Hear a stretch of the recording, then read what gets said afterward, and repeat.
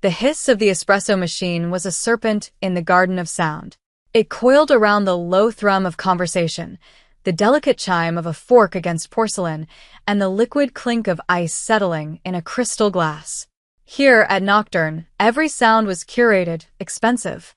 I moved through the symphony like a ghost, a silent conductor of small needs.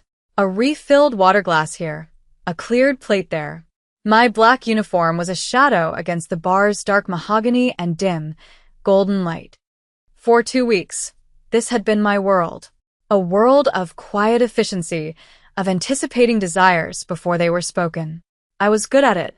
I learned the regulars, the exact amount of vermouth Mr. Watanabe preferred in his martini, the way Ms. Sterling liked her coaster placed just so. I was a phantom, and that's how I liked it. Unseen, unnoticed, safe. Then he walked in. He didn't make an entrance. The room simply rearranged itself around his presence. He moved like the air owed him passage, his 2 companions falling into step a respectful half-pace behind. I didn't see his face, not at first. My attention was snagged by the details. The suit was Tom Ford, a charcoal gray so dark it was almost black, tailored with surgical precision. A platinum watch gleamed at his wrist as he gestured to the most secluded booth in the corner, the one reserved for men who owned pieces of the city.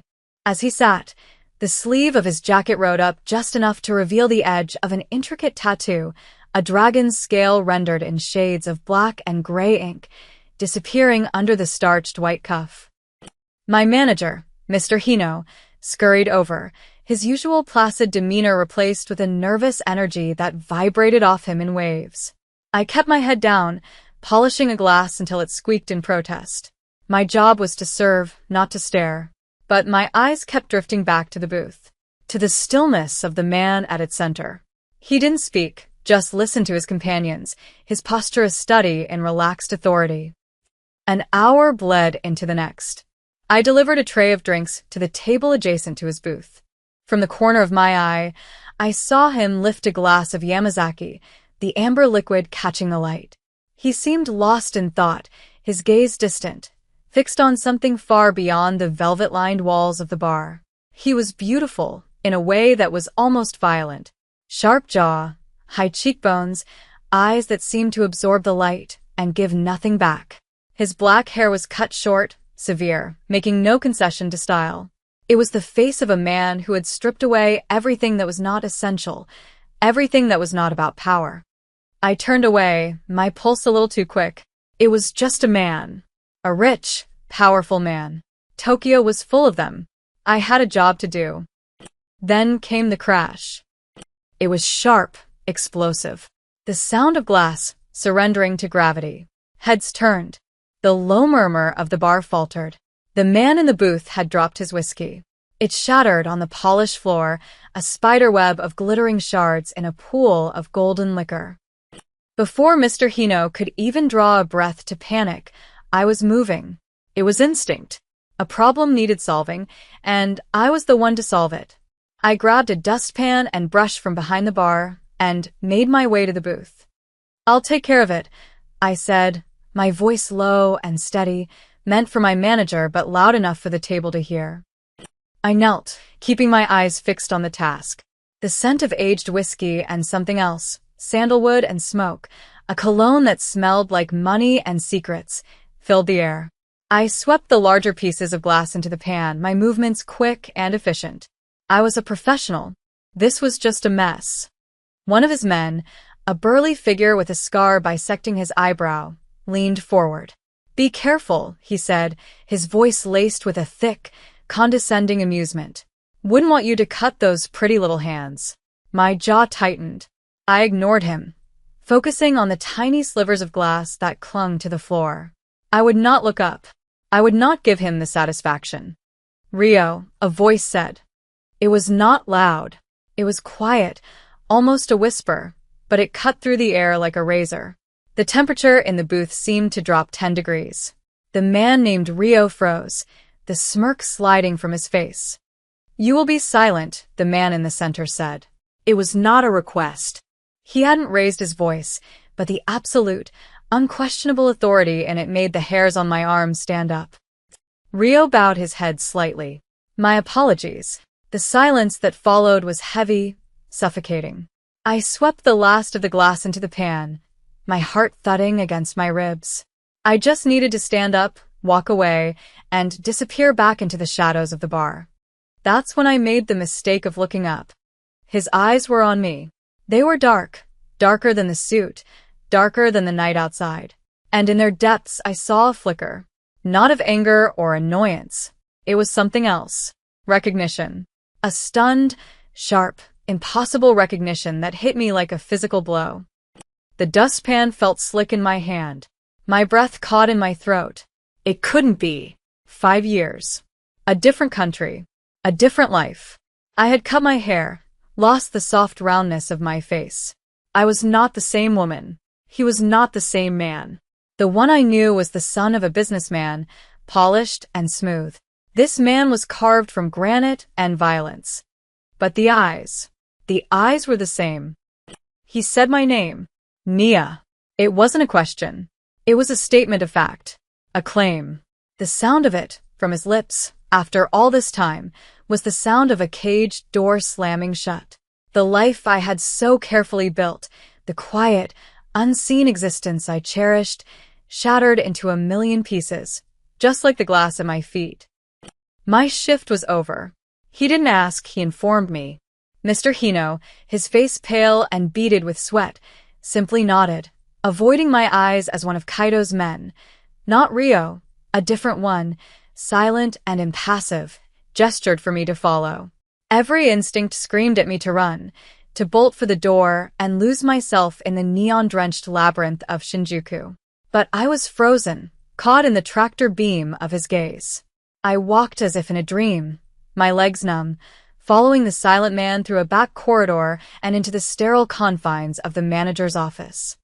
He was already there, standing by the window, looking out at the city lights. Kaido. The name felt alien on my tongue, a word from a dead language. He had dismissed his men. We were alone. The small room felt airless, charged with 5 years of unspoken history. He turned from the window. The dim office light carved shadows under his cheekbones, making him seem even more formidable than he had in the bar. "You are difficult to find," he said. His English was perfect, unaccented, the same calm, lethal tone as before. I wasn't hiding. I lied. The words tasted like ash. Of course I was hiding. I had spent 5 years erasing the woman I used to be. A flicker of something, not amusement, something colder, touched his lips. "You ran 6,000 miles and changed your name. That is the definition of hiding, Nia." He knew. He knew my new name. The realization was a cold dread that seeped into my bones. "My name is Maya," I said, my voice thin. "Your name is Nia Williams Tanaka," he corrected, taking a step closer. "Wife of Kaido Tanaka. A fact that seems to have slipped your mind." The name hit me, the one I hadn't heard or used since the day I fled. That was an arrangement, a business deal between our fathers. It was never real. It was a signed contract. "An oath," he said, his voice dropping lower. "In my world, oaths are the only things that are real. When you disappeared, you did not just break a contract. You broke my father's trust. You shamed our family." I stared at him, trying to reconcile the memory of the quiet, handsome man I'd been forced to marry with this cold predator standing before me. I thought he was just the son of a powerful import-export tycoon. I'd had no idea what that business truly was. "Your father. I'm sorry for his. He is dead." Kaido cut me off, his voice flat, devoid of emotion. "He died believing his son was too weak to control his own house. Too weak to hold his own wife. That is the legacy you left me." This was his wound. I could see it now, raw and deep beneath the layers of tailored wool and cold control. It wasn't about me. It wasn't about love or betrayal in any emotional sense. It was about honor, a concept so ingrained in his world that my flight had been an act of war against his entire existence. A sharp rap on the door broke the tension. The impassive guard entered, bowed to Kaido, and spoke in rapid, low Japanese. I couldn't understand the words, but I understood the urgency in his tone. Kaido's expression hardened, his eyes going distant for a moment as he processed the information. The Ishikakai, he said, more to himself than to me. He looked back at me, and his eyes were like chips of obsidian. It seems your reappearance has not gone unnoticed. My enemies believe my attention is divided. They see a weakness to be exploited. The guard left, closing the door softly behind him. For a split second, Kaido's back was to the door. It was unlocked. I could see the hallway beyond. This was my chance. A single moment of distraction. I could run. I could scream. I could try to get away. But I heard the guard's words echo in my head, the tone of them. I saw the look on Kaido's face. This wasn't just about his family's honor anymore. This was active, present danger. And then I heard something else, a fragment of the guard's report I could parse. Gaikakujin no Ana, a foreign woman. They knew about me. Leaving now wouldn't make me safe. It would just make me a target without a shield. I stayed. I deliberately planted my feet, crossing my arms over my chest. It was a choice. A terrible, terrifying choice. I was no longer just being swept along by events. I was choosing to step into the current. Kaido noticed the shift in my posture, the defiance that settled in my spine. He gave a slight, almost imperceptible nod. A wise decision, he murmured. Come. You are no longer safe here. He led me not to the street, but to a private elevator that descended into a subterranean parking garage. A sleek black sedan, silent as a shark, waited for us. We slid into the back, the doors closing with a heavy, final thud. The city flew past the tinted windows, a blur of light and color, but I felt like I was in another world, a silent, air-conditioned bubble moving through a war zone I couldn't see. The safe house was a penthouse apartment that seemed to float above the city.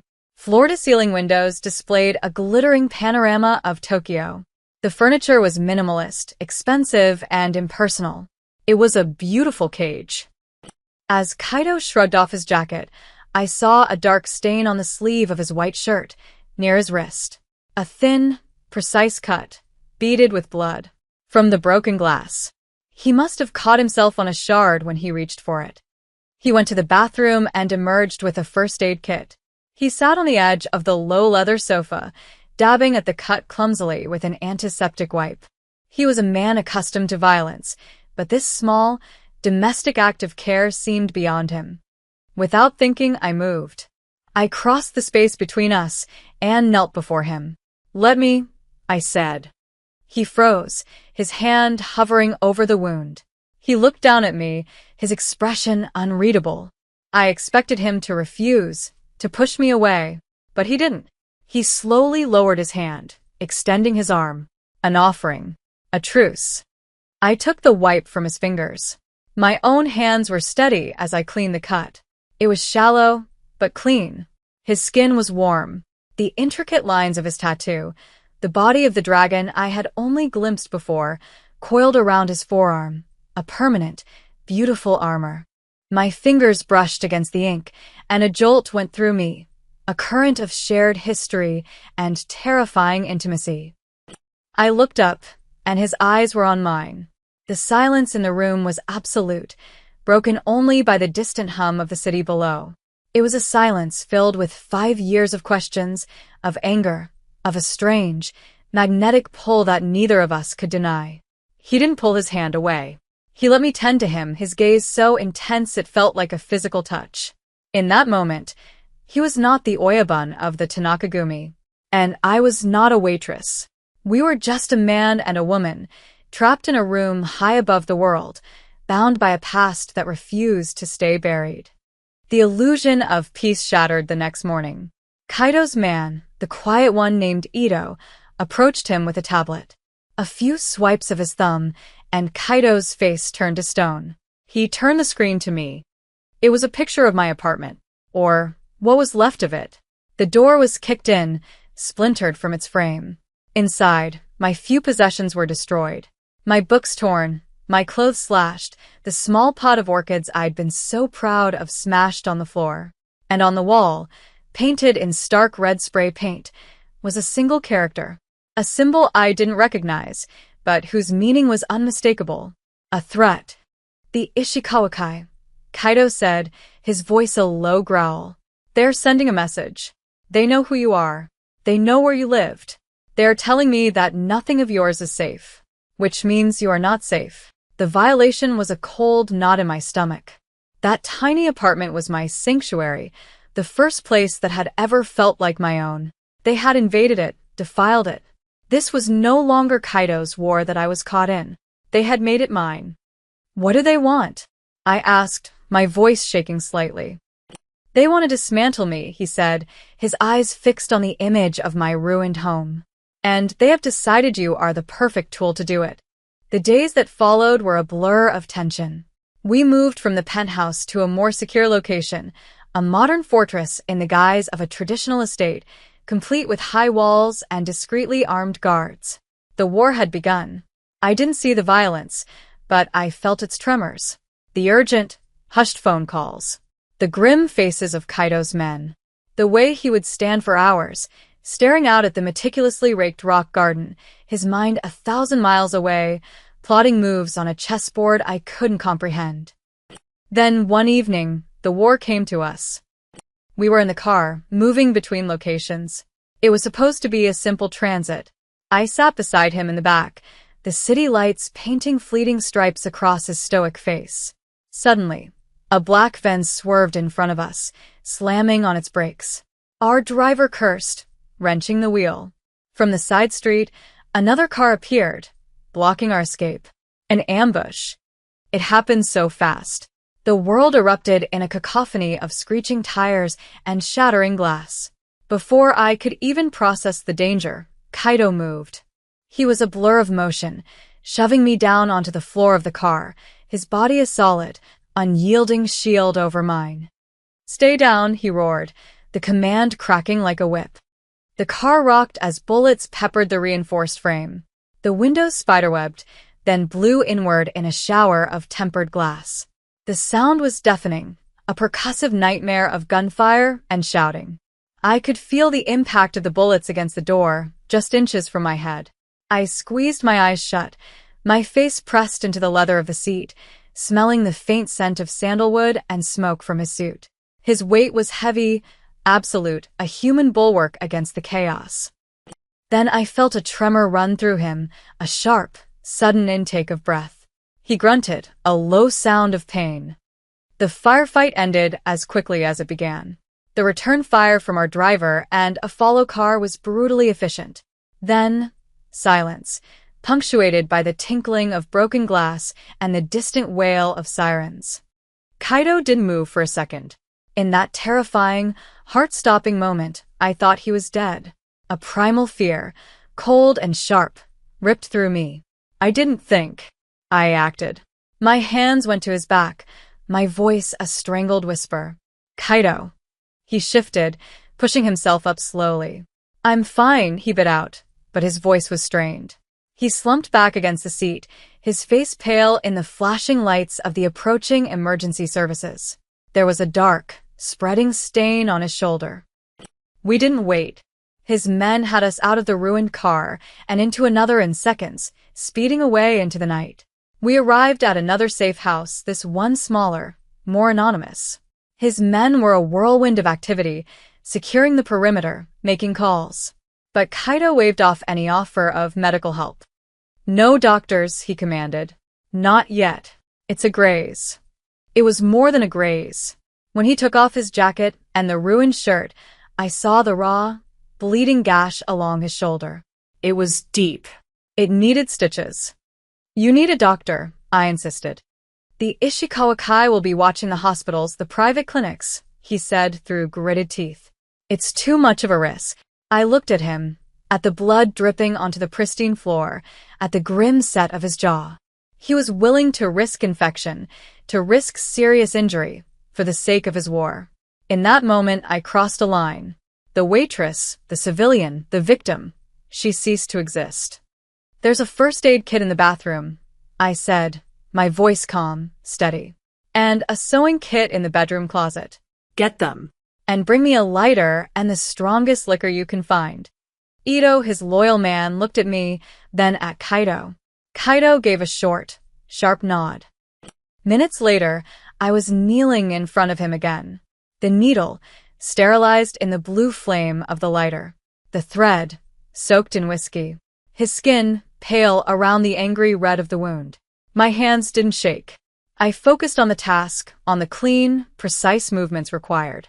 I pushed the needle through his skin.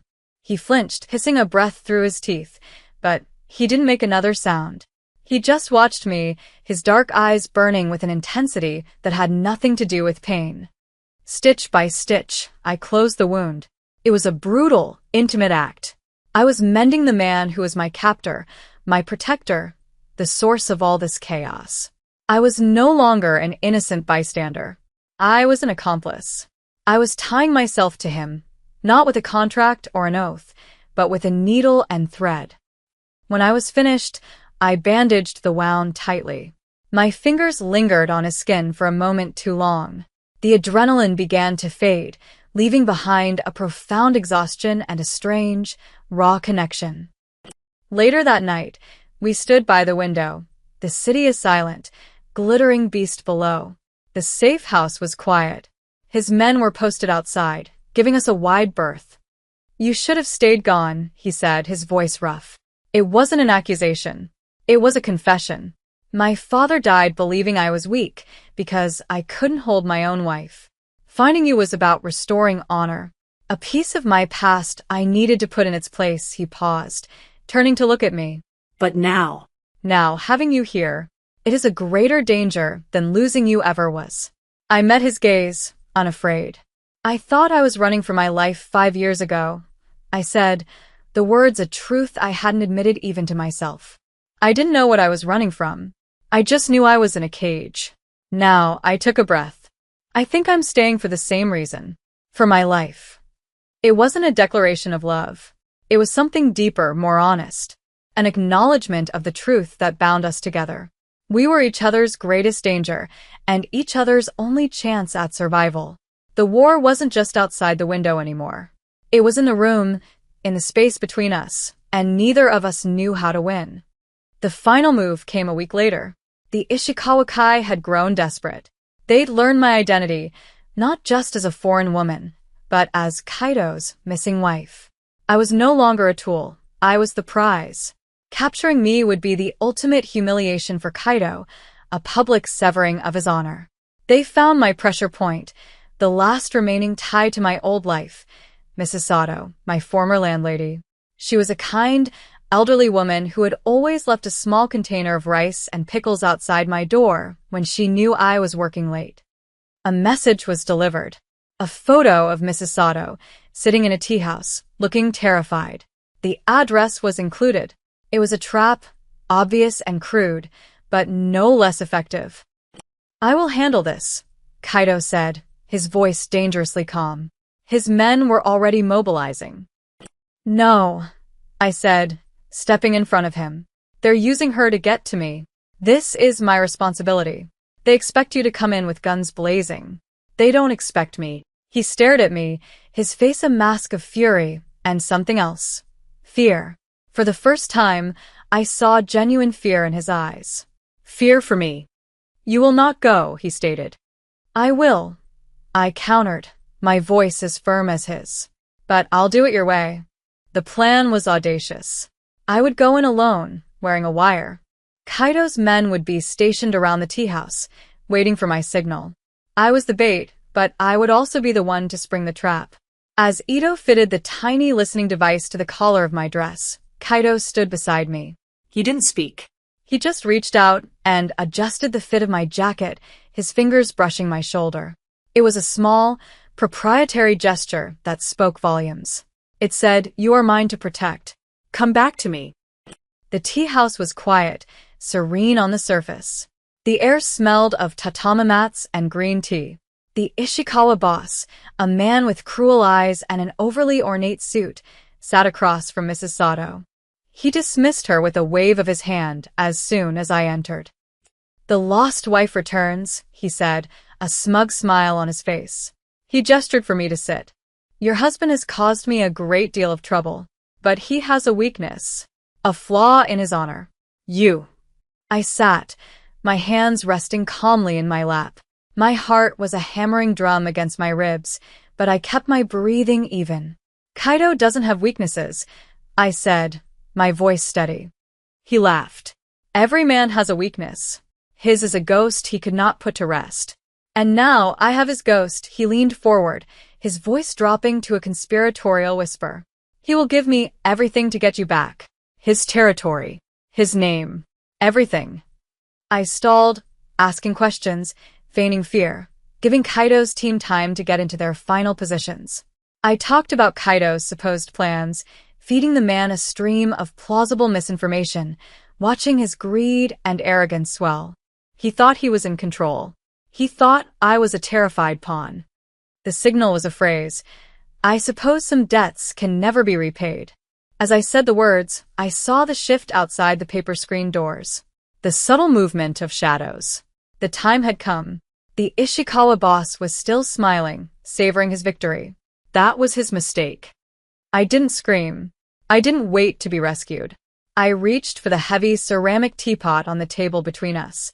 In one fluid motion, I stood and brought it down on the side of his head. The crack of porcelain and bone was sickeningly loud. He slumped sideways, stunned, his eyes wide with shock. That was the only opening they needed. The screens burst inward. Kaido's men flooded the room, silent and lethal. It was over in seconds. In the chaotic aftermath, Kaido came for me. He walked past the subdued Ishikawa men, past his own soldiers, his eyes locked on me. He stopped in front of me, his hands coming up to grip my arms, his gaze sweeping over me, checking for any injury. Are you hurt? He asked, his voice rough. I fine, he whispered.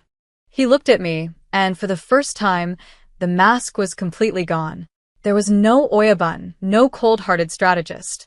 There was only the man, his relief so profound it was a physical presence between us. You were never a weakness, he said, his voice low, for my ears only. You were the only thing that ever felt real. My shame was not in losing you. It was in believing I could live without you. The war was won, but not without cost. Ito had taken a knife to the ribs, protecting their flank. He would live, but the victory was stained with his blood, a stark reminder that in this world, nothing was ever clean or free. Kaido's empire was secure, but the violence had left its mark on both of us, a scar we would share forever. Weeks later, the city was quiet. The tremors of the Underworld war had subsided. We were back in the penthouse, the cage that had somehow become a home. I stood by the vast window, looking out at the endless sea of lights that was Tokyo. The view was the same, but I was different. I was no longer a woman hiding from her past. I was a woman who had faced it and chosen her future. I felt him come up behind me. He didn't touch me, just stood close enough that I could feel the heat radiating from his body. The silence between us was no longer heavy with unspoken things. It was a comfortable, shared space. He didn't need to ask me to stay. He knew the answer. I knew it too. I leaned back, resting against his chest. His arms came around me, caging me in a way that no longer felt like a prison, but like a sanctuary. I felt the steady, solid beat of his heart against my back. He rested his chin on the top of my head, his breath warm in my hair. I closed my eyes, letting the view of the city dissolve. I was no longer the waitress from Nocturn, and he was no longer a ghost. We were two survivors, standing together in the wreckage, having found not peace, but something far more precious. A place to belong.